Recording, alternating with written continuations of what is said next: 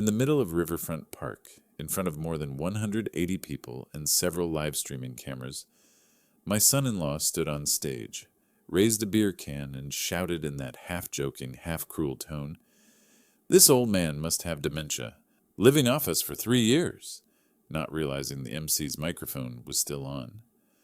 The crowd went dead silent. A few people laughed, thinking he was joking. But he wasn't. He pointed straight at me, right in front of neighbors who once called me the man who drew Spokane. He added a line that froze the whole park. "He's been living off us for 3 years." I stood there, my hand still trembling from the aftershocks of a heart attack, looking at the son-in-law I once gave a home, a meal, an opportunity, standing before 180 people, stripping my dignity, the way someone peels a cheap orange. If you've ever been publicly humiliated, ever been treated as a burden by your own family, ever stood in the middle of a crowd feeling stripped down to the bone, leave a single, so I know you understand. And if you want to see how I turned the most humiliating moment of my life into the first step of justice, hit subscribe, so you won't miss the stories where silence alone is enough to topple everything. Thank you for being here to hear mine. When I opened my eyes, the white ceiling of the Providence Sacred Heart ICU drifted above me like a thin sheet, pulled crooked by cold wind off the Spokane Mountains. The fluorescent lights refused to warm even a little. They poured a pale blue glow onto my skin like frost settling on a worn-out tree trunk. An IV line dug into the back of my left hand, the same hand that once held pens to draw thousands of planning lines, once carried my daughter during her first fever, once repaired every wooden slat in the house I spent my whole life paying off. The monitor beside me, beep, beep, beep in a steady rhythm, but beneath each beat lay a reminder. My heart had been squeezed hard enough to collapse partially, and 1 inch further it could have stopped entirely.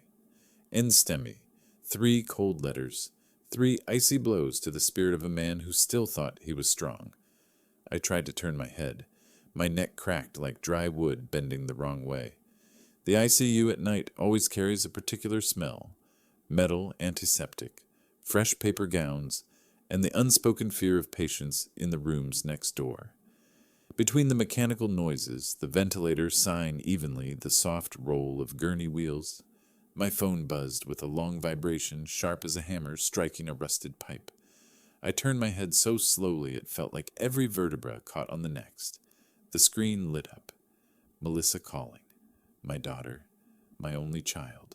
The one I once believed could make my heart beat stronger just by hearing her voice. I answered, my finger trembling from medication and from a feeling I couldn't quite name. "It's Dad." I didn't even get a breath. In before Melissa's voice shot into my ear, fast, sharp, stripped of the slightest warmth, like she was calling a delivery worker running late.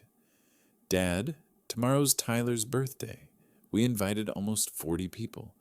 You need to come home early to set up the tent and arrange the tables. I need it done before noon." I looked at the oxygen tubing across my chest, the IV needle buried deep in my hand, then up at the ceiling. I inhaled, trying to keep my voice steady. "Melissa, I'm in the ICU. I had a heart attack." On the other end, there was silence for exactly 2 seconds, the kind of silence that feels like the space before a breaking wave. Then her voice came out, not shocked, not worried, but irritated. "What are you talking about? What do you mean you can't come back? We're busy tomorrow, and we need help." "I'm in the intensive care unit. The doctor said I have to stay for a few days. I can't get out of bed." I heard Melissa exhale sharply, the kind of breath someone makes when a plan gets ruined, not when their father is lying between life and death. "You're always like this, always with a reason. Your stuff is always more important than the family," she said, her voice hissing through clenched teeth, colder than the light falling across my face. I tried to say, "Melissa," but she cut me off with a sentence that sliced deeper than the NSTEMI hours earlier. "If you're not helping, then don't come home. I'm done." Beep, beep, beep, beep. The monitor spiked. A sharp, jagged line pulsed across the screen. My heart couldn't take the invisible slap. Melissa, do you understand I almost died? But the only answer was 3 long tones and then nothing. I stared at my phone. Her profile photo was still her at 16. Lightly curled hair, bright smile, sunlit eyes, holding her 10th grade honor certificate. That day I waited outside the gym for almost an hour just to hear her name called. I once believed that moment, that smile, those eyes, would never leave me. But the voice I just heard did not belong to the child who ran into my arms at 12 with her science fair ribbon, braids bouncing, shouting, "Dad, I got first place!" I touched the phone screen gently, and with the heaviness of a man forced to cut the last rope, tying an old boat to a dock, I pressed block contact. Not to punish, but to protect what was left of my heart. A nurse walked in just as the monitor climbed. "Mr. Whitfield, your heart rate is rising. Is something stressing you?" I tried to smile, a thin, fraying thread of a smile. "Just family stuff." She placed a light hand on my shoulder, her voice soft like a blanket pulled over a patient on a Spokane winter night.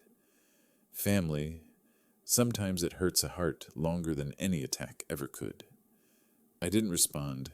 I just stared at the ceiling, where the cold light reflected in dull squares, exactly like the nights I stayed awake, redlining sewer, power, and water maps for entire neighborhoods.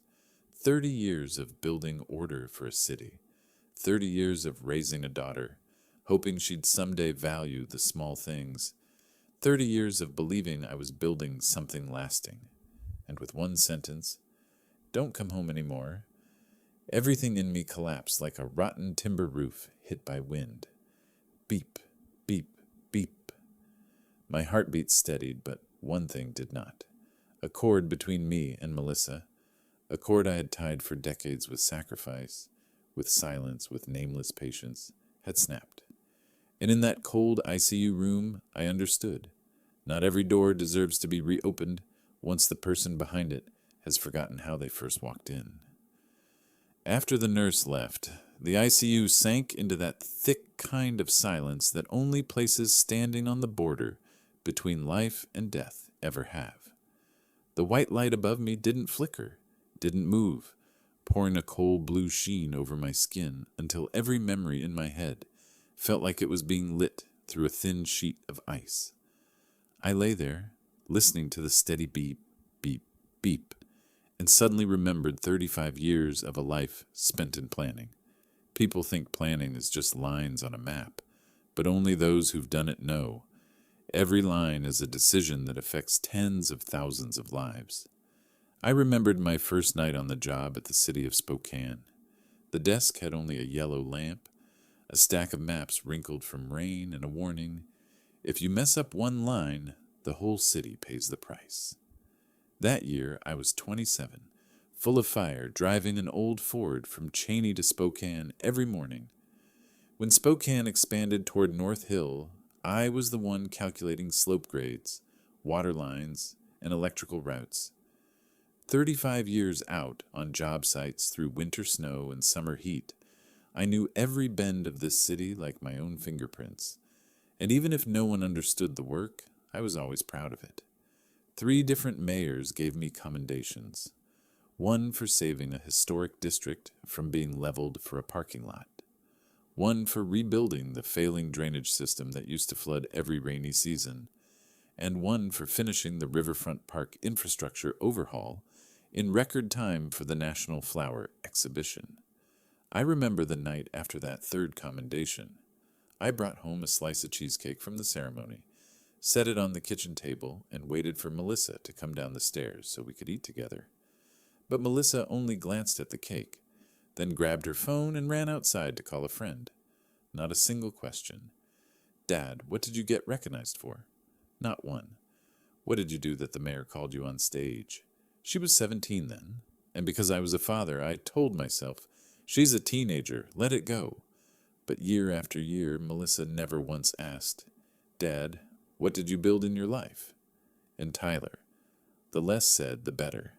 From the day he stepped into my house, he cared about only two things: the size of the home and how much I paid for the monthly bills.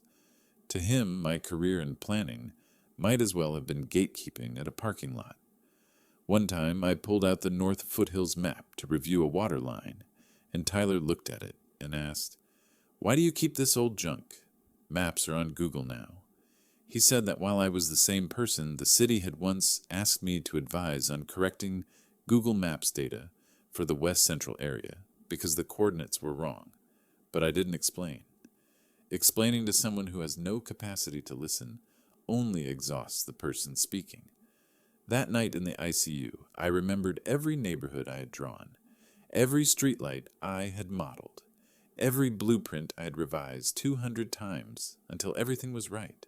And for some reason, that memory tightened my chest harder than any heart attack. Because after 35 years of service, I realized my only child didn't know, and didn't want to know, who I had ever been. That afternoon, Clarence Doyle, my closest friend, the only person I trusted to help me untangle this, came to visit. Clarence's shoes echoed slowly across the ICU floor before he pulled up a chair beside me and set his old leather briefcase down. "Melissa called me," he said quietly, just loud enough for me to hear. "She said you're overreacting." I let out a laugh, a tired, bitter one.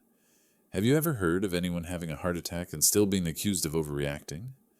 Clarence sighed and opened his laptop. "I know. That's why, before coming here, I checked a few things based on what you texted me." He opened the Spokane County Assessor's Public Record tab and clicked on the entry tied to my house on West Alder Lane. Clarence has been a real estate attorney for over 30 years, so he moved fast, windows opening in a blur. "Here," he pointed at the screen. "I found a soft pull inquiry from KeyBank 2 weeks ago." My eyebrows tightened. "Soft pull? Meaning?" "Meaning someone submitted a pre-application to refinance. Not enough for a full file, but enough for the bank to run a preliminary credit check on you." Clarence tilted the screen so I could see clearly. The words KeyBank Mortgage Department appeared with the date. 14 days before my heart attack, I felt something like an ice droplet fall directly onto my breastbone. "Did you submit anything?" he asked. I shook my head slowly. "No, I don't need any loans.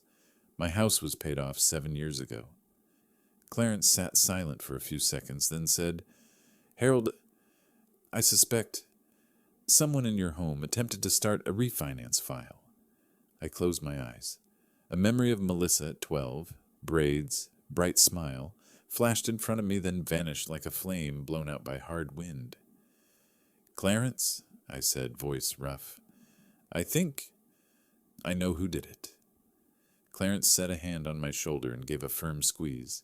"Then we move ahead of them. When you're discharged, I need you to preserve every email, letter, document in that house. Don't touch anything. Leave the scene intact. If someone is trying something with the property, we'll catch the trail." I looked up at the ICU ceiling. The white lights reflected in small squares, like grid lines on a map, the kind of map I lived with for 35 years. But for the first time in my life, I wasn't sure what route I was on. I only knew the road ahead wouldn't be as flat as the streets I once drew. It was uneven, dark, and might lead me somewhere a father never wants to go: the truth about his own family. I was discharged on a Spokane afternoon covered in cold sunlight, the kind of light that looks gentle but cuts the skin like a sharp thread. Clarence drove me home in his old Subaru Outback, stopping in front of the Craftsman house I had lived in for over 30 years. The day was leaning toward evening, the shadows of the trees stretching long like pencil marks dragged across the yard. I stepped out of the car, my chest heavy as if filled with stones, feeling as if my own house had become unfamiliar, not because of the walls or the roof, but because of the people inside it. Clarence walked beside me, still gripping the briefcase full of documents. "Harold," he said softly but firmly, "before you go in, I need to tell you something." I looked at him and saw in his eyes something urgent, mixed with the sorrow of a man who knows the truth he is about to deliver, will not land gently. While you were in the ICU, Clarence began, I happened to see Melissa and Tyler at Whole Foods. I frowned. They told me they were too busy that weekend to visit me. Clarence nodded, a sad smile flickering at the corner of his mouth. Yes, busy, but not because of work or health issues.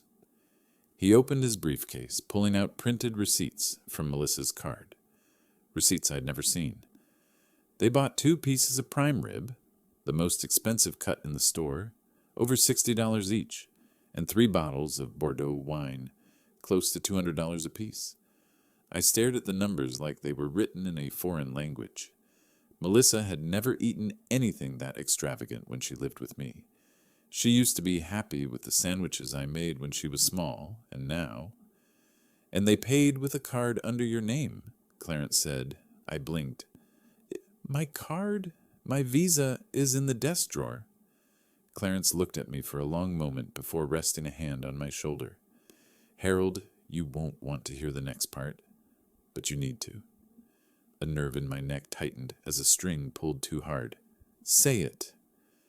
3 days after you were admitted to the ICU, Clarence said, I checked more public records. I found a set of airline tickets from Seattle to Maui. 6 nights at the Wailea Emerald Resort. Total cost around $8,000. All charges were made to a credit line under my name. I stood still. No breath. No blinking. Only the sound of the Spokane River wind brushing through the pines in the distance. They, went to Maui? Yes, and they used your advance credit line. The penalties are piling up. They weren't too busy to visit you. They were too busy enjoying themselves. I don't know how long it took before I could say, so, while I was in the ICU, they were in Hawaii. Clarence didn't answer. He didn't need to. The silence confirmed everything. In my head, I saw again the image of 12-year-old Melissa, running in the yard with dirt on her legs because she loved digging for worms with me after the rain. Where was that child now? I didn't know. Clarence pulled out more papers, spreading them across the hood of my car like cards under the fading sun. Tyler owes money, he said. A lot. I stared at the long list of numbers. Credit cards, overdrafts, small loans, penalty fees, and one line in the middle. Cascade Innovations, LLC, failed. Negative $147,000. Clarence tapped the paper with his pen. Total, $214,000. I swallowed, my throat stinging as if lined with thorns. I knew Tyler had some little ventures, I said slowly, but I didn't think... Clarence cut in. He took advantage of Melissa's trust, and he took advantage of your silence. I heard the phrase, your silence, clearly, because it was true. 3 years of living together. 3 years of me paying every bill, mortgage, property tax, insurance, utilities, groceries, repairs. Every month, Melissa contributed exactly $40 for the internet. Tyler, not even a single dollar. I had stayed silent because I thought, my daughter needs space to build her family. I had stayed silent because I believed I could endure a little more, but silence held too long. Always makes the wrong people believe they have a right. I looked at Clarence. And the refinance. Did you find anything else? Clarence turned the laptop so I could see clearly. The soft pull inquiry from KeyBank showed up 14 days ago, but the strange part is, he zoomed the screenshot in, they uploaded a power of attorney document with your signature on it. I stared at the curve of the signature. Completely foreign, nothing like the style I had used for 3 decades, signing Spokane City documents. Clarence lowered his voice. I already had a handwriting expert give it a preliminary look. He said he didn't need more than a glance to know it's forged. I felt the ground under me shift slightly, like erosion on a road I had drawn plans to fix many times. But this time, the erosion was inside my own family. Harold, Clarence said, if they manage to legitimize that refinance file, they can pull equity from your house, which means I'll lose my home. I finished the part Clarence didn't want to speak aloud. He nodded. Yes. I took a long breath, heavy like sand filtering into my lungs. What do we do? Clarence looked straight into my eyes, and for the first time since leaving the ICU, I saw something like light in his. A kind of hard truth, but also a way forward. Without enough evidence, the law can't protect you. So we need them to expose everything themselves. How? Clarence closed the laptop, his voice dropping low. You will leave everything exactly as it is. No questioning, no confronting, no asking a single thing about Hawaii, the credit card, or the refinance. I stared at him, confused. Why?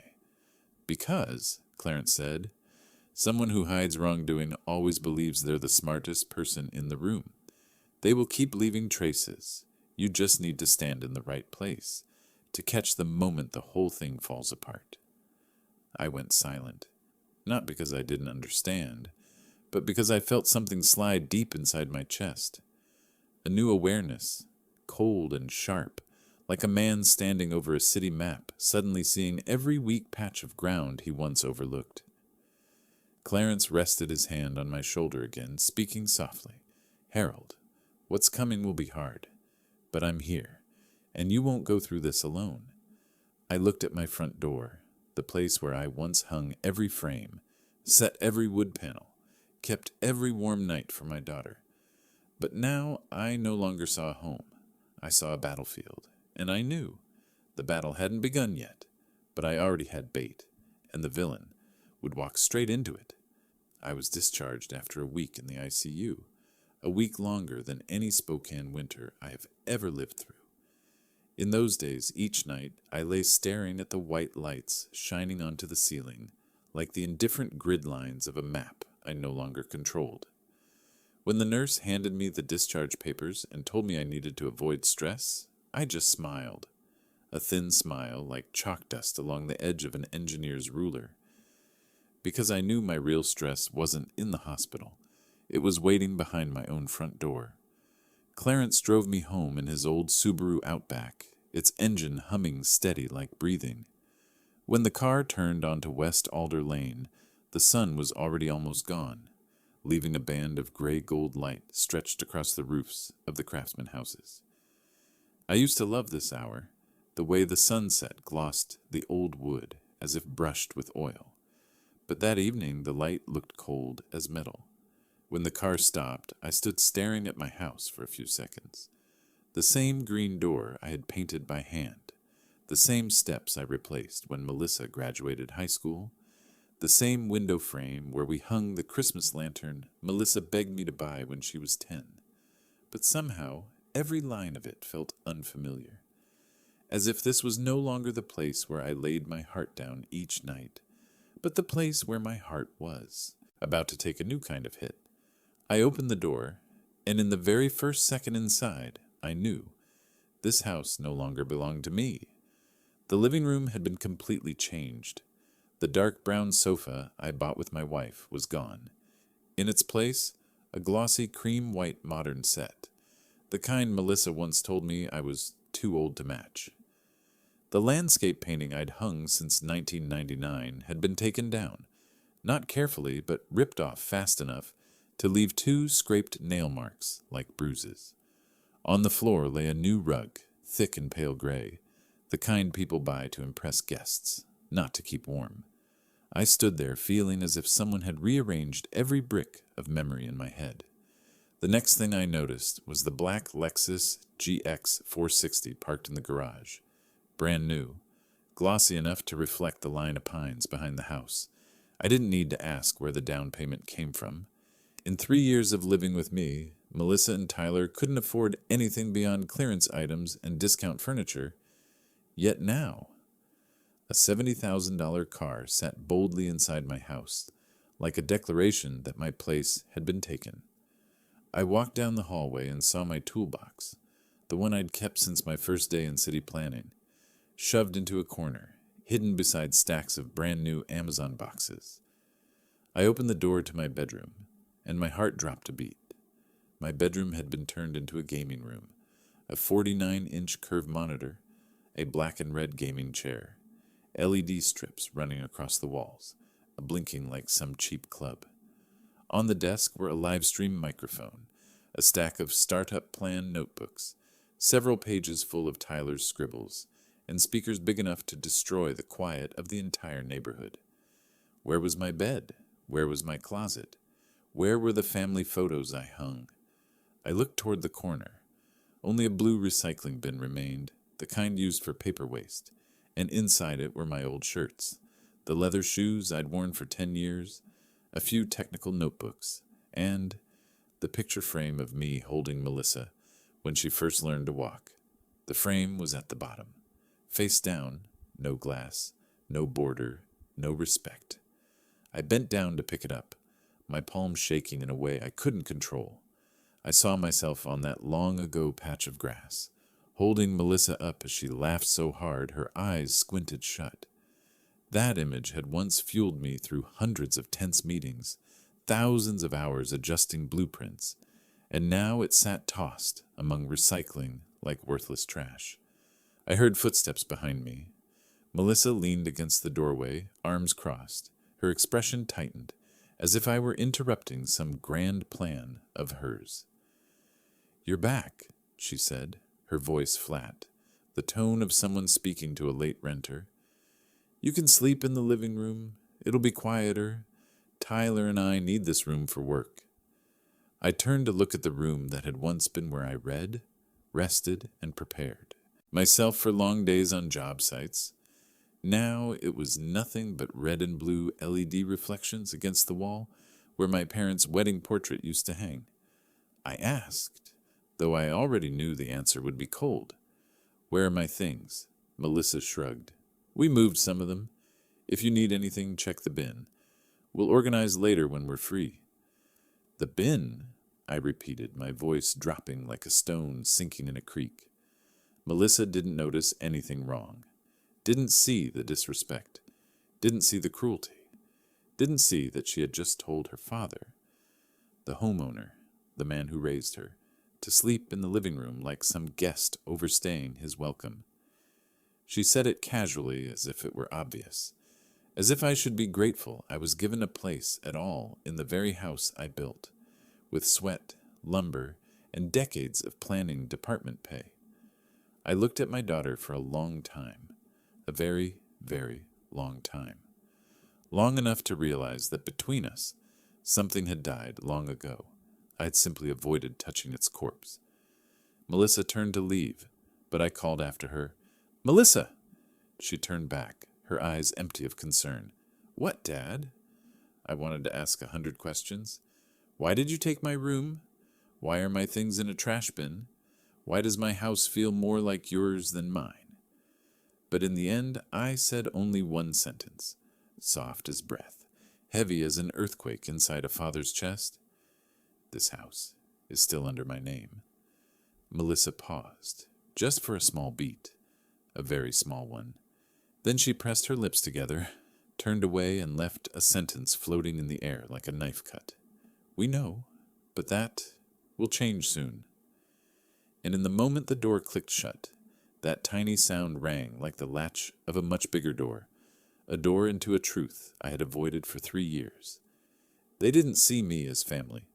They saw me as an obstacle, and my house had become a tool in their plan. I lived in my own house like an uninvited guest, and perhaps a guest no one even wanted to keep. After that night, Melissa told me to sleep in the living room for quiet. I understood that if I wanted to know the truth hiding under every layer of their behavior, I couldn't confront them directly. Betrayers who are confronted tighten their guard, but people who believe they've already won are the ones who slip. And to make Melissa and Tyler believe they had won, I had to play a role I never thought I would in my life. The role of a weak, slow, confused old man who no longer had the strength to notice anything. For 7 days straight, I did exactly that. I moved slower than usual, let my hands intentionally shake slightly when I poured water, climbed the stairs with exaggerated effort, even let my eyes show a hint of blankness when Melissa asked me a simple question. I knew I was acting, but the most painful part was I realized there were moments when Melissa looked at me as if I truly was that helpless man. The first night, I sat on the sofa in the living room, now considered my new bedroom, watching the blue and red LED lights spill out from the gaming room Tyler had claimed as his territory. The blinking glow stretched across the hallway like the silent laughter of an intruder. As I sat there quietly, Tyler stepped out of the room, scrolling his phone. He glanced at me once, then turned to Melissa in the kitchen. "He's weak, can't do anything. Look at him. Fresh out of ICU and can't even stand straight." Melissa said nothing, just answered with a shrug. But a shrug was enough to tell me she wasn't on my side. Or maybe she hadn't been for the past 3 years. After pretending to sleep, I opened my phone and pulled up a recording app. The one tool an old, frail man could accidentally leave running. I placed the phone under the coat hanging beside the sofa, its microphone pointed directly toward the kitchen and hallway. For 7 days, I captured every bit of dialogue, every small complaint, every degrading comment. But I didn't only record audio. I gathered evidence the way a city planner knows no system collapses from a single blow. It collapses from hundreds of tiny cracks. I photographed every purchase charged to my card, the card Melissa and Tyler used to buy premium items, as if they lived in $1 million Seattle suburb instead of my house. I photographed every confirmation email, from Bordeaux wine to high-grade prime rib, and saved everything in 3 places: my phone, a small USB hidden in my pillbox, and a backup folder only Clarence knew about. I reopened the emails from KeyBank, the strange notifications I once dismissed as mistakes. Now I knew they weren't mistakes. They were footprints, a lurking connection, the system's signal exposing the refinance pipeline. I opened one email that read, "Your preliminary mortgage inquiry," and at the bottom was my signature, or rather a signature someone forged. The strokes sloppy, warped, nothing like the handwriting I had used to sign planning documents for 3 decades. I zoomed in on that signature, staring at it on my phone screen in the darkness of the living room. For a moment, I saw with painful clarity what I had avoided facing. They didn't just disrespect me, they were preparing to steal what I had built my whole life. On the 3rd night, while I pretended to sleep, an argument erupted from my old bedroom, now Tyler's gaming room. Tyler's voice snapped. "He's old, really old. We just need that signature and it's done. Once the refinance goes through, we sell the house. Done." Melissa whispered back, but I heard every single word through the cracked door. "Dad won't sign." Tyler scoffed. "What does he even know not to sign? Just tell him it's insurance paper or medical paper. He trusts you." I bit the inside of my cheek until I tasted blood, not from pain, and from bitterness rising in my throat. I remembered teaching Melissa how to write when she was little, taking her to her school science fair, working overtime to buy her first digital camera. And now she stood in my room, the room that once held my parents' wedding portrait, discussing how to trick me into signing a document that would strip me of my home. 7 days passed like a rehearsal of endurance. Each day I performed the role of the frail old man more convincingly. Each night I copied the raw files to the USB and sent Clarence the backup. No trimming, no editing, not a second altered. On the 7th day, when Melissa and Tyler argued so loudly that a speaker fell to the floor, I knew the moment had come. Tyler's voice boomed into the hallway. "Stop hesitating. He's old. We just need the signature. Once the refinance is done and we sell, we're saved." Melissa responded, her voice trembling, not from guilt, but from fear the plan would go wrong. "I know, but I'm afraid Dad will suspect." Tyler snapped. "Suspect what? He doesn't remember half of what he says. Do you know how deep we're in? $214,000 in debt. If we don't get this house equity, we're done."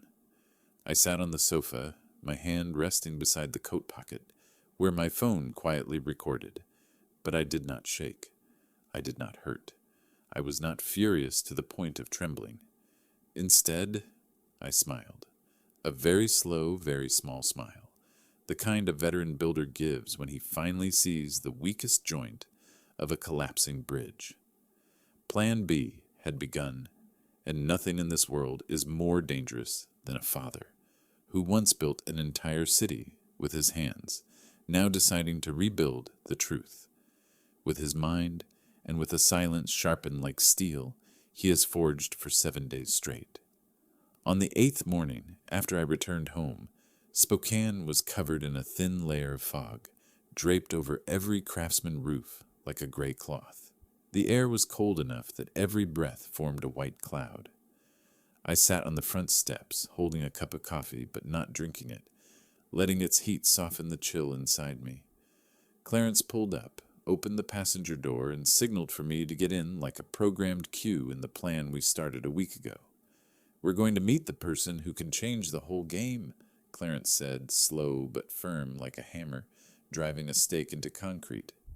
I didn't ask anything else. I just looked at Clarence's eyes, the eyes of a man who had seen hundreds of property disputes, cases where a single wrong piece of evidence could destroy an entire family. Clarence drove us to the Riverfront Business Center, where Spokane's law offices lined up like basins holding lives trying to crawl out of chaos. He stopped in front of a clean, sharp sign, Lee and Associates, Real Estate Litigation and Mortgage Fraud. I walked in with Clarence. The office was small, neat, cool white light, the smell of new paper mixed with walnut wood. Behind a polished wooden desk sat an Asian woman in her early 40s, hair tied back, face calm, but eyes sharp like someone far too familiar with the truth hiding behind printed words. Clarence introduced us. "Harold, this is Sharon Lee, the person I trust most when it comes to illegal refinance, identity theft, and mortgage fraud. No one understands forged signatures in real estate better than she does." Sharon shook my hand. Small hand, firm grip, the strength of someone used to holding thick files and pulling chairs into difficult battles.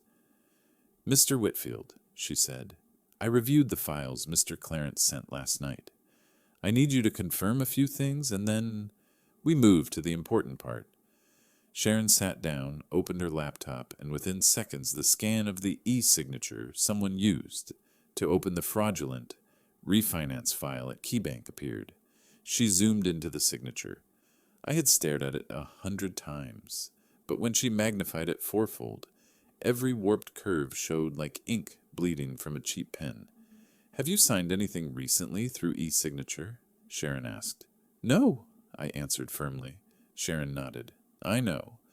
Because this signature not only differs from your actual writing style, but it was generated by software. This isn't scanned handwriting. This is a digital forgery, more sophisticated and yet the easiest to expose." She opened another tab containing 3 of my real signatures, from a home repair contract in 2018, from planning documents, and from a tax form. She placed the 3 real signatures beside the forged one, and even someone untrained could see it. One side was natural pen stroke, the other was a perfectly rounded curve with no pressure rhythm. "This is our evidence number 1, Sharon said. "If we prove you didn't sign, we have grounds for a criminal case." My heart tightened at the word criminal, not from fear, but because I never imagined Melissa, my daughter, would be anywhere near something that required me to hire a criminal lawyer to protect my own home. Sharon opened the second file Clarence sent, the recordings I secretly made. She plugged in the headphones, listened for a few seconds, her expression unchanged, but when she removed them, she said immediately, "Tyler's voice is clear. He says the exact sentence every attorney wants to hear. We just need him to sign one more paper. Once the refinance is done, we sell the house, and we're done." That is a self-incriminating statement. I nodded slightly, said nothing. Sharon continued. "Now I need you to complete 3 steps, so everything is legally airtight, so no attorney on their side can argue their way out." I leaned in, listening carefully. Sharon held up 3 fingers. 1. Prepare a 90-day eviction file under the RCW Washington State Landlord-Tenant Act. The house is under your name, and they have not paid any cost whatsoever. No rent, no lease agreement, no contribution. This is illegal occupancy. Eviction is lawful. I exhaled, not relief, but the breath of someone stepping onto a road he never wanted, but now had no choice but to walk. 2, Sharon said, you must prepare criminal charges for 2 offenses, attempted mortgage fraud and identity theft in the 2nd degree. These are enough for the Department of Financial Institutions to overturn the entire refinance file and forward it to the district attorney. I looked down at the table. My hands, the hands that held city maps for decades, now trembled slightly. Sharon noticed, so she spoke softly. You are not doing this for revenge. You are doing this to protect your home, and to protect yourself. I lifted my head. She raised the last finger. 3, chain of custody. She opened a drawer and took out a clear plastic box filled with sealed Ziploc bags labeled with timestamps. From now on, she said, every piece of evidence, papers, printed emails, USB drives, audio files, must be stored in separate bags with date and time. Nothing gets edited, nothing gets deleted, nothing gets opened repeatedly. I asked, why does it have to be this strict?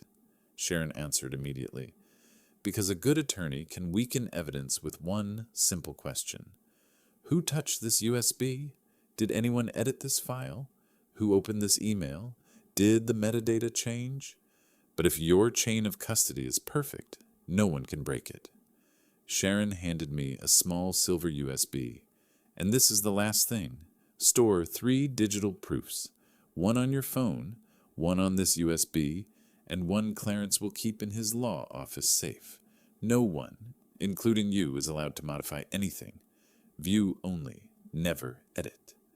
I held the USB in my hand, small, cold, but heavy like a sentence. Sharon leaned back in her chair, arms crossed, speaking gently but sharp as a blade. Mr. Whitfield, now you need to do one more thing, the hardest thing. I looked at her. Stay silent, Sharon said. Let them believe the plan is working. Do not change your attitude. Do not act like you know anything. Do not ask a single question about Hawaii, about the credit card, about the refinance. People committing wrongdoing always accelerate right before fear hits. And when they speed up, we will block them at the exact moment. Clarence, sitting beside me, nodded slowly. Sharon is right. Bad people don't fear confrontation. They fear silence. I closed my eyes. In the darkness behind my eyelids, I saw myself sitting at that old wooden desk through long nights, calculating Spokane's streets. One wrong line and the whole neighborhood flooded. One wrong decision, and my whole life flooded. When I opened my eyes, Sharon placed an empty Ziploc bag in front of me, saying, We just started a battle, and you will win because you have the truth. I stood up, feeling my legs regain something they had lost. For a long time, purpose, not revenge, but reclaiming the right to control my own life, my own home, and the dignity of a father who had been treated like a shadow inside the house he built with his own hands. And from that moment, I knew. Harold Whitfield, the man who once drew all of Spokane with precise lines, was about to redraw his entire life story. And this time, not a single line is allowed to be wrong. 7 o'clock Tuesday morning, Spokane sank into the sharp cold of early winter when the sunlight barely pierced the pine trees behind the house, forming narrow blades of light like thin knives. I was sitting at the kitchen table, opening the Ziploc bag Sharon had prepared, each piece of evidence lying silent inside the plastic like a shard of shrapnel pinned to a crime, when a strange car stopped in front of the house. Through the thin curtain I saw a silver sedan with a license plate from the Washington State Department of Social and Health Services. The door opened and a woman around 50 stepped out, heavy coat, an APS badge on her chest. Melissa and Tyler were already standing on the porch as if they were the homeowners, and I was just some freeloader, squatting in the house my parents left me. Tyler acted busy, right hand holding a clipboard, left arm crossed as if preparing to present something. His face tried to stay serious, but I could see the satisfaction tucked into the corner of his mouth. He thought he had won. Thought that as soon as an APS worker arrived, my entire plan would collapse. Thought that an old man who had just had a heart attack would answer incoherently, forget things, tremble, sign whatever they put in front of him. He thought, wrong. Mr. Whitfield? The APS worker stepped inside, her voice soft but cautious. I'm Karen Walters, with Adult Protective Services. We received a report that you may be experiencing cognitive difficulties and an inability to manage finances after your recent heart attack. Melissa jumped in immediately. Yes, that's right. My dad has been forgetting so many things lately, saying one thing then forgetting it, leaving things everywhere, losing control of his finances. We're just worried about him, Tyler added, sounding like he practiced it. He's no longer lucid. We want to make sure he's safe. I set my coffee cup down on the table. Not what? I asked quietly, and Tyler swallowed hard, like I had just shut the lights off in the room. Karen glanced at me. I smiled. If you have any questions, I'm ready. Karen opened her file, took out the standard APS checklist: cognition, self-care ability, financial management. I walked to the cabinet, took out the black folder Sharon told me to prepare. Everything sealed under chain of custody, time-stamped. Here, I placed it on the table. My medication chart recorded daily since discharge. My discharge papers from Providence Sacred Heart. Doctor. Schedules. Test charts. Cardiac rehab. And this, I pulled out the most important sheet. MoCA score. 29 out of 30. Karen raised her eyebrows. You took a cognitive assessment? One day after discharge, I said, Sharon told me I needed absolute defense. Here are the results. 29 out of 30. No signs of dementia, confusion, or anything Melissa and Tyler just claimed. Karen was silent for a few seconds. They did not expect the old man they saw as dead weight to be one step ahead. I took out the second folder. These are my 3 years of statements. Every expense I paid so they could live here. Electricity, water, trash, internet, groceries, house repairs, car repairs, the credit card they used behind my back, everything. A total of, I looked straight at Tyler, over $86,400. Karen flipped through the pages. Numbers do not lie. Melissa dropped her head. Her hands clasped so tightly her knuckles turned white. Tyler froze like a statue getting hit by hail. I opened the third folder. This is the police report I filed 3 days ago, reporting the attempted illegal refinance, the forged e-signature, and the manipulated KeyBank file. I looked at Karen. If needed, I can show you the recording of Tyler talking about just needing one more signature to sell the house. But I don't think we need to go that far. Karen sat down, set the file on the table, her hands folding carefully. Silence stretched, long enough for me to hear pine needles falling outside. Finally, Karen said, I need to speak with you privately for a few minutes. Melissa reacted instantly. Why? We're the ones who requested. Karen raised her hand. This is APS protocol, ma'am. Tyler went speechless, his face turning red like someone had just grabbed him by the throat. Karen and I walked into the dining room. As soon as the door closed, she said, Mr. Harold, I have to ask this by procedure. Do you feel controlled, threatened, or coerced into any financial decisions? I nodded. Yes, I'm living with people who are willing to use my heart attack to create a memory loss story so they can take my house. Karen took notes. Second question. Are you aware of every expense you've paid for them? I record every bill myself. They haven't paid a single cent. Karen checked a large box. Financial exploitation suspected. Third question, she said. Do you feel unsafe? I looked toward the living room where Tyler stood with his arms crossed, lips pressed tight like he was trying to swallow a live round. Yes, I said. Not unsafe in a violent way, but in the way that... They want me gone. Karen put her pen down, not to write, but to look straight at me. Mr. Harold, she said, I've handled nearly 200 elder abuse cases. In your case, it's very clear. You're not the person who needs protection. She tilted her head toward the living room. They're the ones who need to be investigated. She stood, gathered her things, adjusted her badge. When we stepped back into the living room, Karen returned to her professional tone, but I heard the steel in it. I've completed the preliminary assessment, she said, and to be clear, she looked at Melissa first. Mr. Harold is fully competent. Melissa opened her mouth, but no sound came out. Karen continued, there are no signs of memory loss, cognitive decline, or inability to manage finances. On the contrary, his records are thorough, organized, and reliable. Tyler swallowed hard. Karen's voice cooled further.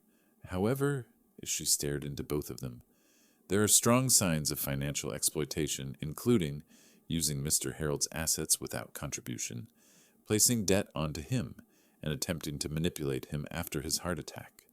What are you talking about? Tyler tried to laugh. Karen looked at him like he was a stain on glass.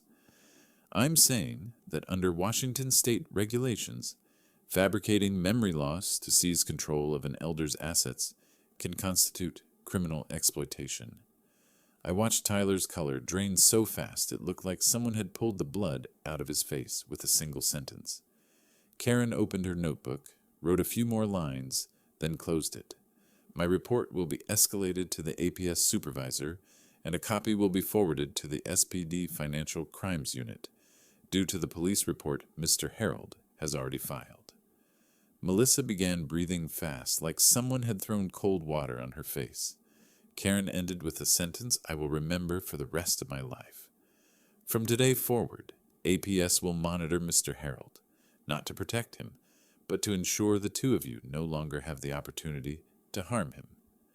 Tyler froze. No argument, no denial.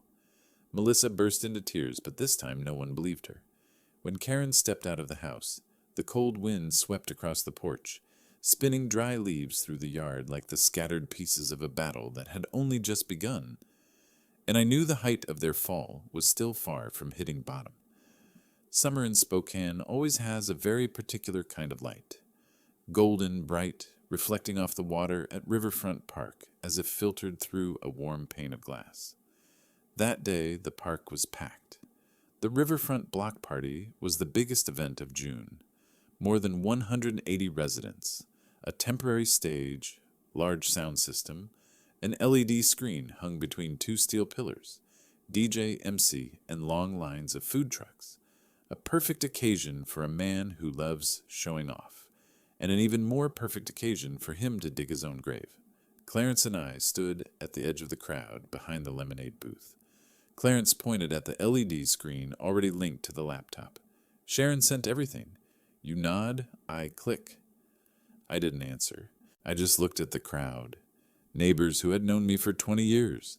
People who borrowed my saw, who asked me to explain planning maps they didn't understand, who drank beer with me on my porch every 4th of July. And today, they would see the truth. Around 5 in the afternoon, the MC stepped on stage to introduce the volunteers. Tyler, in a navy polo, hair slicked with gel, holding a craft beer, pushed himself right up front. He was talking to his new friends, the kind of guys who brag about jobs no one knows if they actually have. And then I heard him. Clear, loud, intentionally loud. My father-in-law, he has dementia, completely confused. Old, freeloading, we've been supporting him for 3 years. Laughter followed. He continued. If he lived alone, he'd starve. I'm getting ready to put him in assisted living. Can't let some senile old man block our future. I stood there. My heart didn't pound, didn't hurt, didn't flare with anger. It just went cold. A neighbor, Micah, the kid who bikes past my place every morning, stood next to Tyler. Micah lifted his phone and recorded. When Tyler finished smearing me, Micah tapped his shoulder and said, "You might want to watch your mouth. Mr. Harold is standing right behind you. Tyler turned. He froze for half a second, then smirked. Yeah, well, it's the truth. The MC saw me and sensed something was happening. He raised the mic. Mr. Harold, would you like to come up and say a few words? A pillar of Ansel Avenue like you sure has something to say. The crowd cheered. Tyler stood right at the front, his face paling. Melissa looked at me and stepped backward. I walked up. The MC handed me the mic. The stage went silent. I started with a very soft question. What did you all just hear? A few answered, We heard it. It's recorded. We know. Disappointing. I nodded, then looked at Clarence. He placed his hand on the trackpad. I want everyone to see this, I said. And in an instant, the LED screen showed the first image. The KeyBank refinance file, the forged e-signature, each artificial curve visible in perfect detail. Murmurs spread. I continued. This is my signature, according to them. But this... The second image appeared.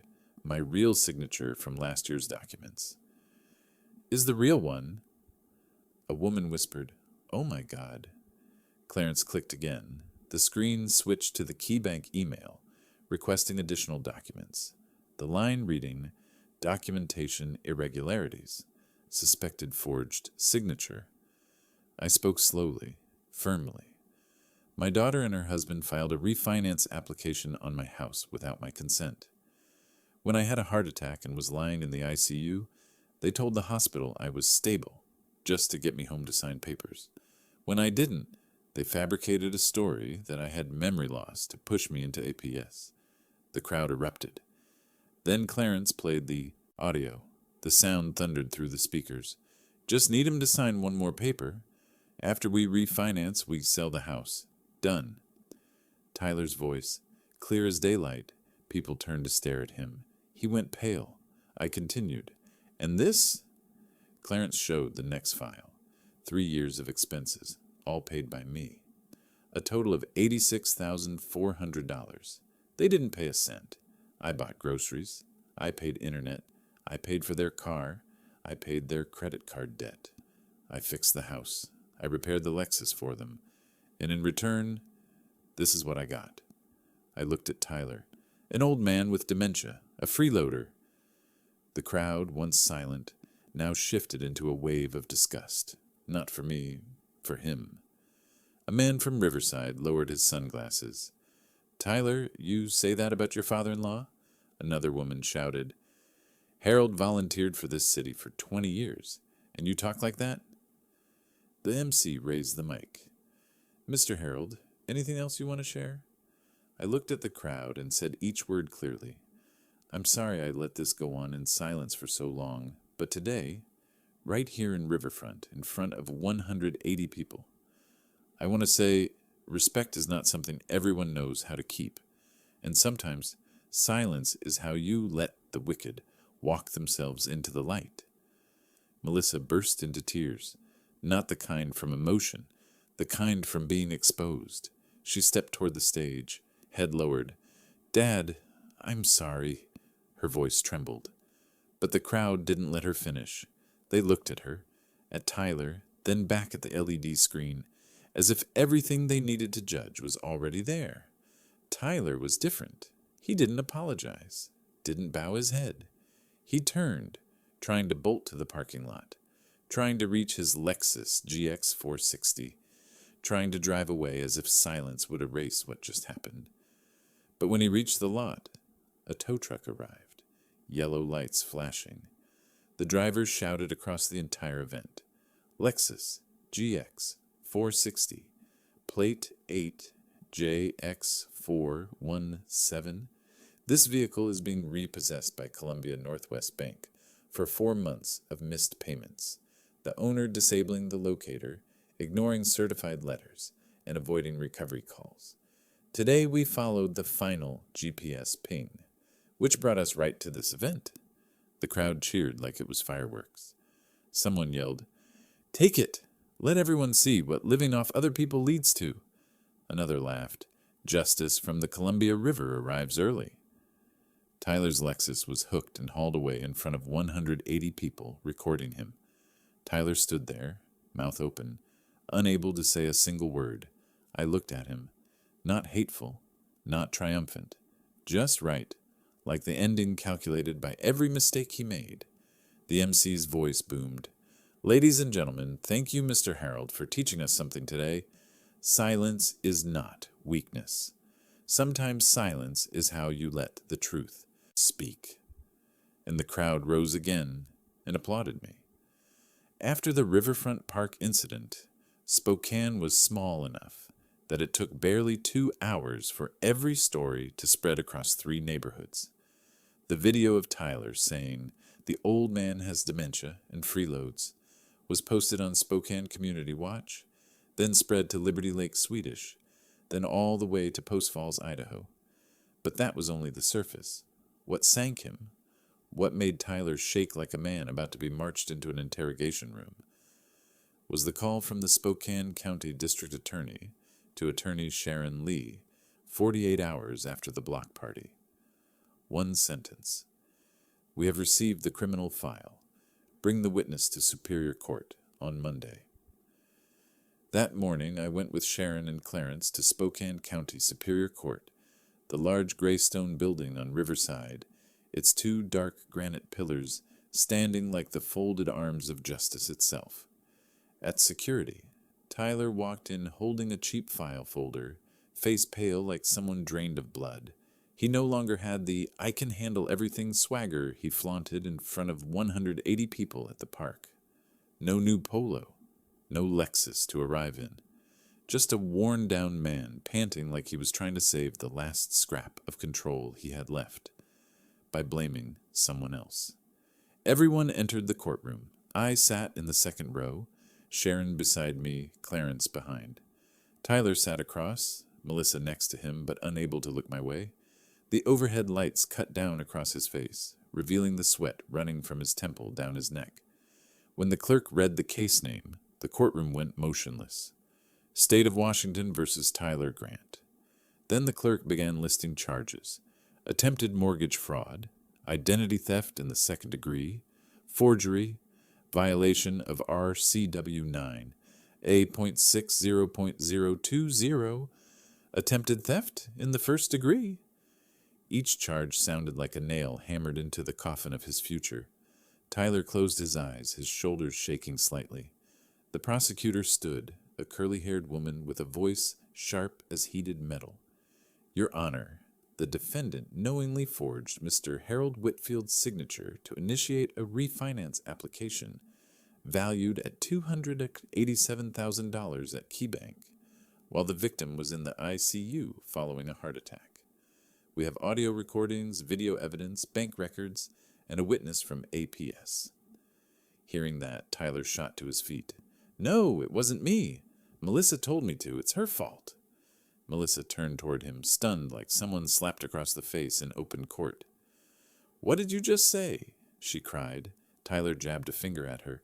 "You pushed me. I didn't want any part. You told me to because your dad is old." The courtroom erupted. Even a court clerk shook his head. Sharon smiled. The smile of someone watching a trap close, exactly as planned. The judge that day was Judge Marla Donahue, known for being unforgiving in financial crime cases. She looked at Tyler with the eyes of someone who'd seen too many liars. "Mr. Grant," she said, calm but electric, "you are standing in criminal court, and your first act is to blame your wife?" Tyler swallowed hard. I just did what she wanted." The judge tilted her head. "For what purpose?" Tyler froze at a loss for words. The DA stepped in. "To extract equity from his father-in-law's home." The judge tapped her gavel lightly. "Mr. Grant, I will ask again. What was your intent in initiating this refinance application?" Tyler sweated like a man locked in a steam room. I just thought he wouldn't need the house anymore. He's old."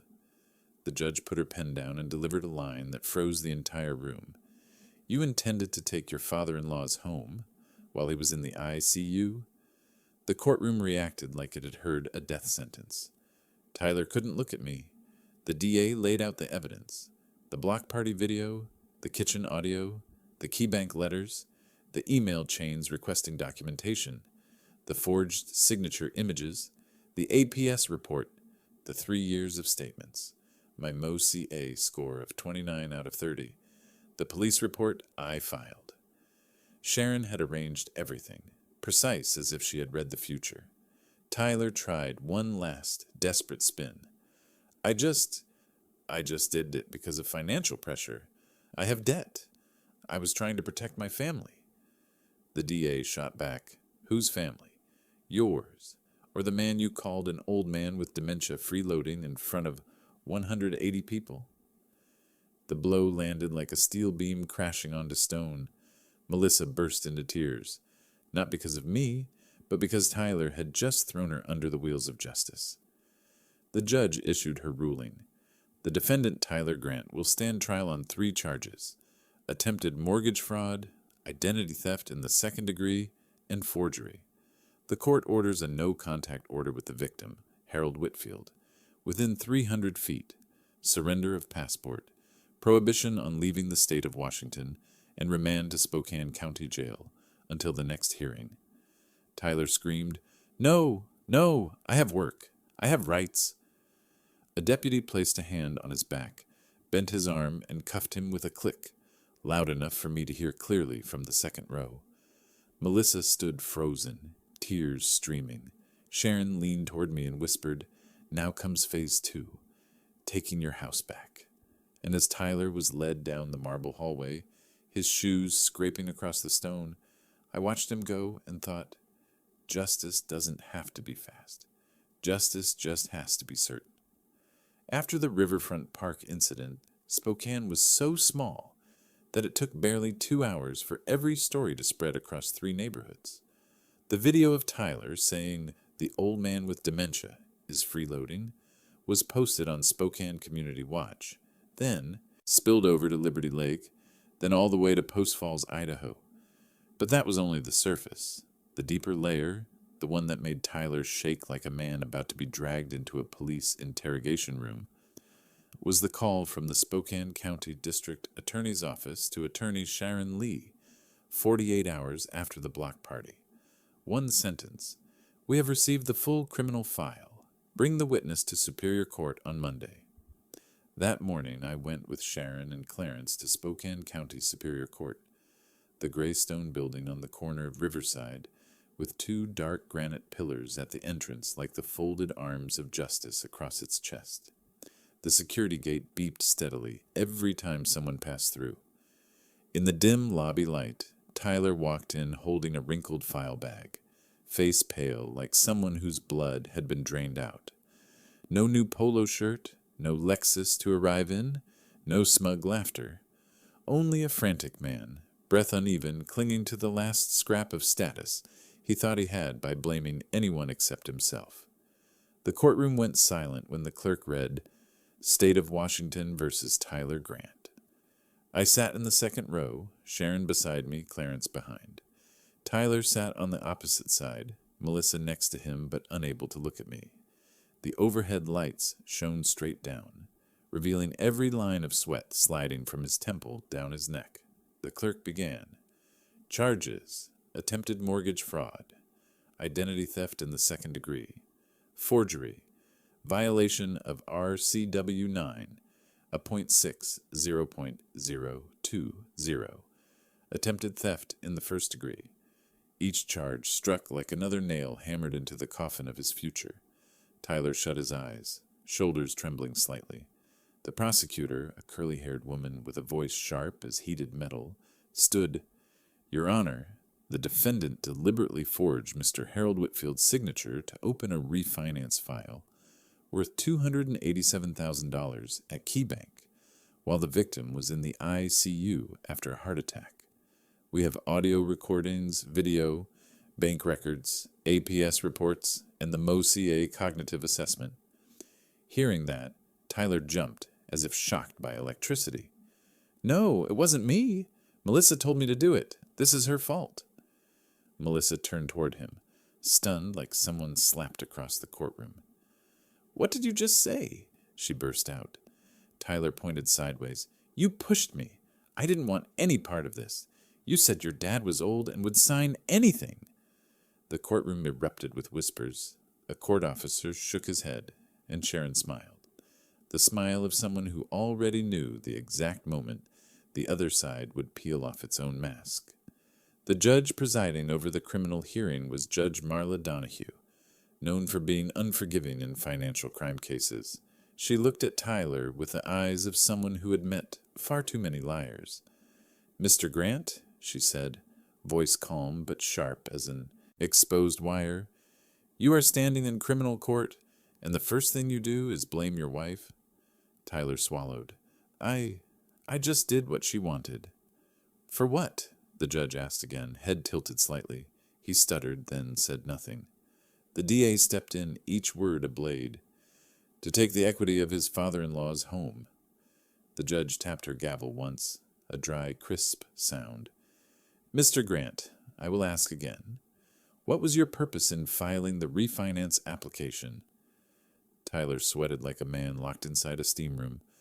I thought he wouldn't need the house anymore. He's old." The judge set her pen down, lifted her head, and delivered a line that froze the entire room like a sheet of ice. "You intended to take your father-in-law's house while he was in the ICU?" A few people gasped. "Oh my God." I heard Clarence take a slow breath behind me. I looked at Tyler. He did not dare look back. The DA presented the evidence one by one. The video of Tyler at the block party calling me a dementia old man freeloading in front of 180 people. The kitchen recording where he said, "Once the refinance is done, we'll sell the house and it's over." The letters from KeyBank, the chain of request emails, the e-signature forgery image, the APS report concluding signs of financial exploitation, 3 years of statements showing I paid all household expenses, utilities, insurance, the MoCA score of 29 out of 30, the police report I filed proactively. Sharon had arranged everything in perfect sequence, like a steel bridge built straight toward the truth. Tyler tried to struggle one last time. I just did it because of financial pressure. I'm in debt. I just wanted to protect the family." The DA tilted her head. "Whose family? Yours or the family of the man you called the dementia, old man freeloading in front of 180 people?" The accusation dropped like a metal bar slamming into stone. Melissa burst into tears, not because she felt sorry for me, but because she realized Tyler had just sold her out completely in front of the law. Judge Donahue closed the first phase. The defendant, Tyler Grant, will face 3 charges: attempted mortgage fraud, identity theft in the 2nd degree, and forgery. The court orders a no-contact radius of 300 feet for the victim, Harold Whitfield, confiscation of the passport, prohibition from leaving the state of Washington, and remand to Spokane County Jail until the next hearing. Tyler screamed, "No, I have things to do. I have rights." The click of the handcuffs echoed, bouncing off the marble walls. The deputy placed a hand on his back, bent his arm lightly, and led him through the hallway. The dragging sound of his shoes on the floor sounded like a funeral march. I simply watched him go and thought, justice doesn't need to be fast. Justice only needs to be firm. And today, it stood with me. 2 days later, when Tyler was already inside Spokane County Jail, Melissa received a notice from Spokane County Civil Court for an eviction hearing, the proceeding that would decide whether they still had any right to stay in the house I had lived in for more than 30 years. This was the second kick, not to Tyler's freedom, but to the illusion of, this house will eventually be ours. They had fed themselves for 3 years. That morning, Spokane's sky was as gray as an ash blanket thrown over the city. I walked into the courtroom with Sharon beside me, her glasses on, holding a stack of files, thick as 2 old phone books. 47 pieces of evidence, numbered, time-stamped, with full chain of custody, each stamped. On the other side, Melissa sat alone, arms folded, face exhausted like someone lost in a desert. No Tyler to lean on. No one left to explain for her. The clerk read, Whitfield versus Grant and Whitfield, residential occupancy dispute. The judge that day was Judge Robert Hastings, known for having zero leniency in landlord-tenant cases. He was tall, silver-haired, with eyes that held no softness of sentiment. Sharon stood as soon as allowed. Your Honor, this is an eviction supported by clear legal grounds. The home on North Ansel Avenue is solely owned by Mr. Harold Whitfield.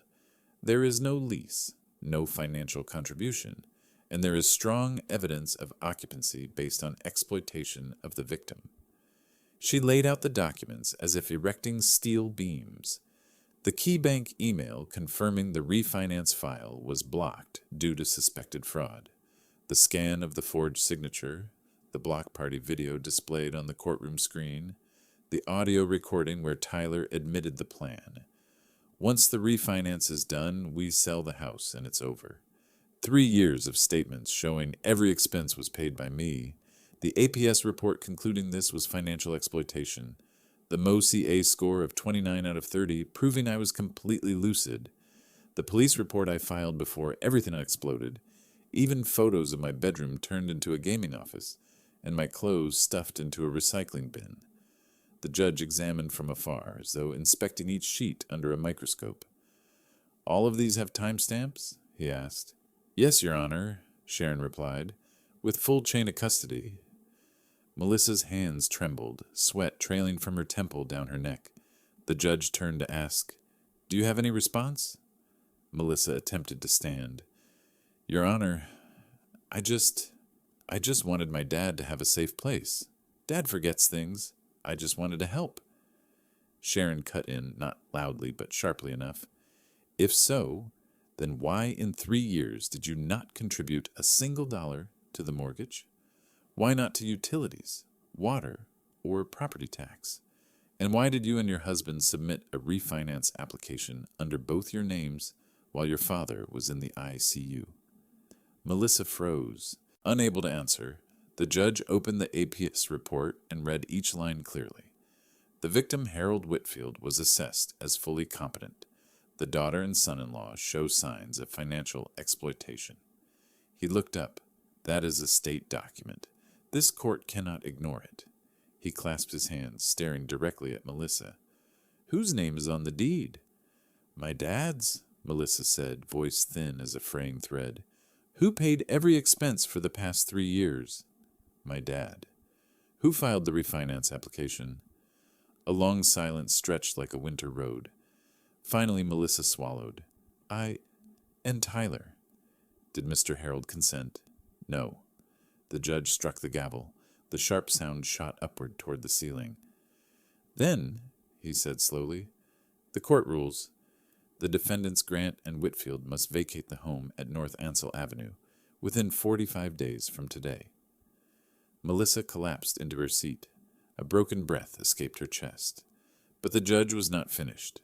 Additionally, because this case involves attempted fraud and financial exploitation, the court orders this ruling to be published in the Spokane Review as a public record under transparency requirements. Melissa's head snapped up as if hit by cold water. Sharon leaned toward me and whispered, Posting on the Spokane Review means neighbors read, co-workers read, the entire city of Spokane knows, and the internet keeps it forever. The judge added, After day 45, the defendants are not permitted to return to the property. Any delaying actions will be handled under RCW 59.18.410. You may find another place to live, and this home belongs to your father. When the hearing ended, the clerk handed me the eviction order, stamped in red, Judge Hastings' signature crisp and unmistakable, thin as any sheet of paper, but heavy as the final brick laid on the scales of justice. Stepping into the hallway, I heard Melissa's footsteps rushing behind me. Dad, I'm sore. Sharon stepped forward gently, not pushing, not scolding, just shaking her head, once.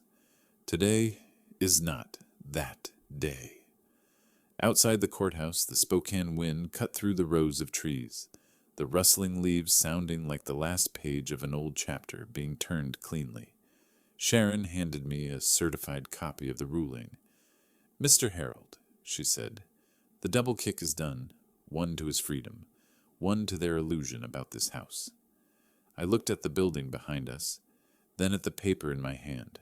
No gloating, no wild joy, just lightness, as if someone had finally placed my heart back into the right place in my chest.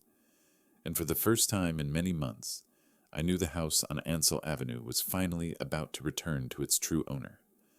When the Spokane Review published the eviction ruling on its community page on Monday morning, everything began collapsing on Melissa faster than anyone could have predicted. The photo of the court decision, with the line, "Financial exploitation against elder parent. Eviction granted," spread across Facebook and Nextdoor. Hundreds of comments, some sympathetic, more of them furious. But the worst part was still waiting at her doorstep. 4 days after the hearing, Tyler accepted a plea deal. No lawyer wanted to take him to trial when the evidence was as solid as reinforced concrete.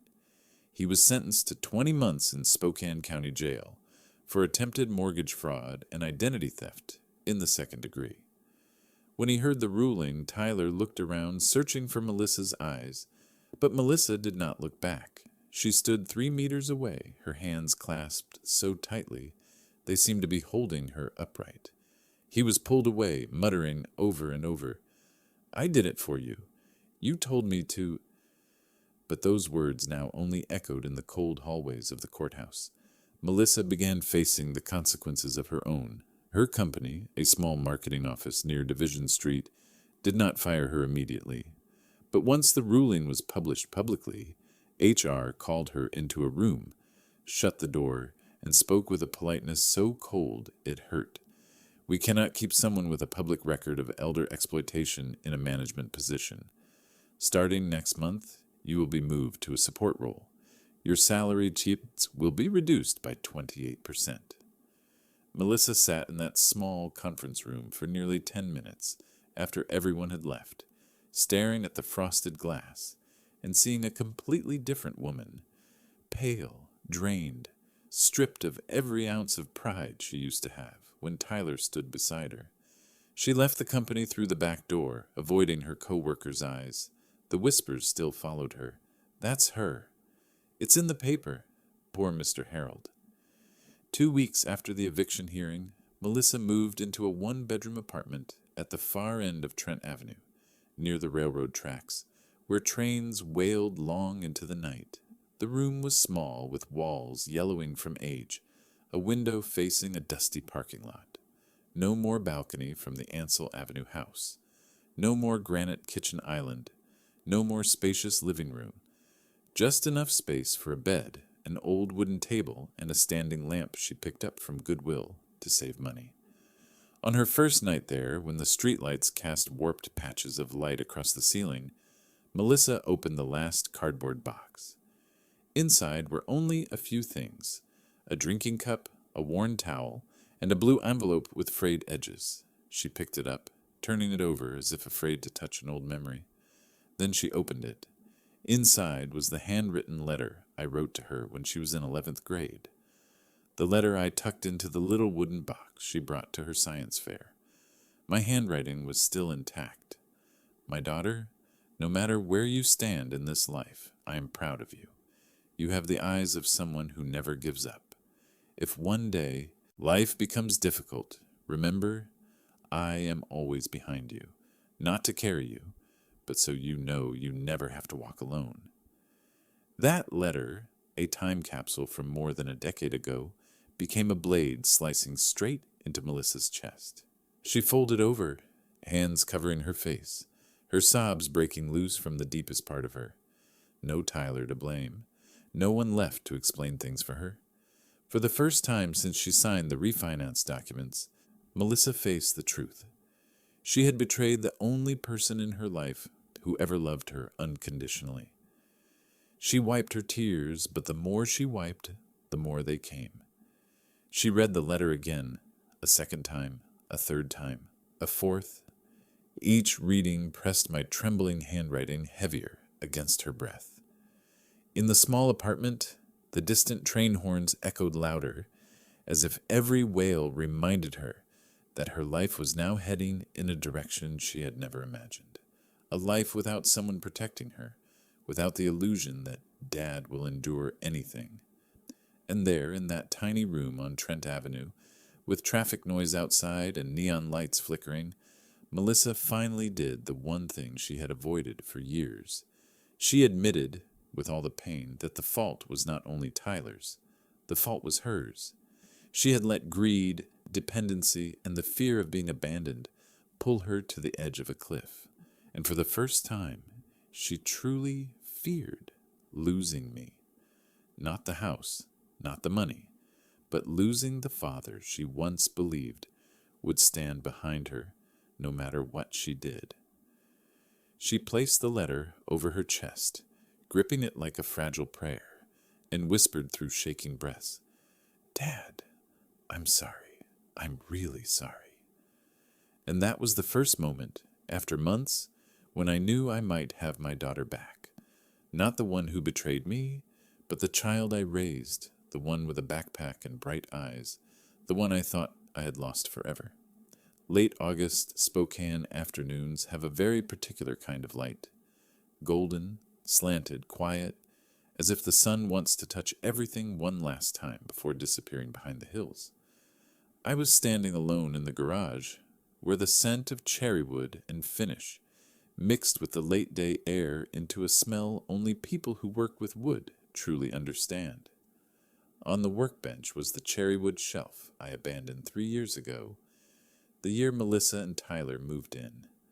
I once thought I would never finish it, but today it stood in front of me, every joint fitting as if time had never been interrupted. I was wiping the final coat of oil when I heard light footsteps at the doorway. The garage door opened. Melissa stood there, thinner, her hair pulled back, no makeup, her eyes ringed with exhaustion, but bright in the way of someone who has cried too much and been forced to grow several years older in just a few weeks. She held a white envelope in her hand. I didn't need to open it to know what was inside. She stepped forward and placed the envelope on the workbench without daring to look me in the eye. "Dad, this is payment number 1, she said quietly. $150. From my real paycheck, I'll pay you back bit by bit until everything you carried for the past 3 years is cleared." I looked at the envelope. It was light enough for the wind to carry away, yet heavier than anything money could measure. Heavy with acknowledgement, heavy with real remorse. I wiped my hands on an old cloth and said slowly, "I haven't forgiven you, Melissa." Her shoulders trembled once, but she nodded immediately, as if she had already braced for those words. I rested my hand on the edge of the shelf, feeling the smooth grain under my palm. "But," I said, "you can start again." Melissa lifted her hand to her lips, trying to keep her breath from breaking. She asked, voice fragile as a thread, "Dad, if it's okay, may I check in with you once a month? Just one email. I won't bother you. I won't ask for anything, just so you know I'm still trying." I looked at her, not at the woman who betrayed me, but at the 17-year-old who hugged me when she got her honor student certificate, the girl who sat on the back of my bike every morning on the way to school, the daughter I thought I had lost. "All right," I said, "one email a month." Melissa burst into tears, but this time it was the quiet kind, the kind where tears fall onto concrete in small, round drops. She didn't hug me. She didn't ask for anything more. She only said, "Thank you, Dad." Then she stepped back toward the door, closing the garage behind her like closing an old chapter. When the door shut, I turned back to the shelf. I wiped the final coat of oil into the cherry grain. The Spokane evening light streamed through the window and touched the surface, making the wood glow with a soft gold. Not loud, not proclaiming itself, just quietly existing in the right place.